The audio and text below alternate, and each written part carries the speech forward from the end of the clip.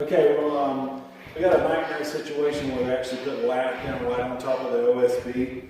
And so this is really difficult to take up. So the first thing we'll do is show you how the Honey Badger just really makes quick work of the tile itself. And this is large tile. It's adhered well, so it is difficult.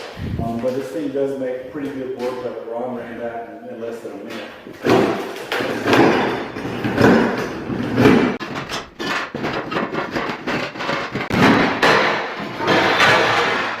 The lath is tacked down to the floor directly. It's really well adhered. And just chipping this up with a regular chisel or a pry bar would be a nightmare. And this is still hard work, but it is a lot easier with this because we're letting the product do the work. We're having to move it back and forth. Yes, it is a little bit tough, but at the same time, it is taking care of the product.